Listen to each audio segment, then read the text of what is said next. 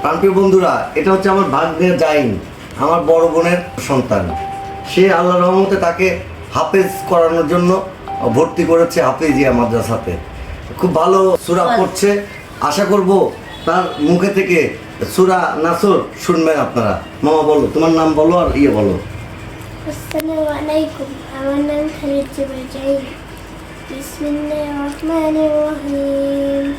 ইযা জাআ নাসরুল্লাহি ওয়াল ফাth ওয়া রাআইতান NASA ইয়াদখুলুনা fee দীনিল্লাহি আফওয়াজা ফাসাব্বিহ বিহামদি রাব্বিকা ওয়াস্তাগফির ইন্নাহু কানা তাওয়াবা।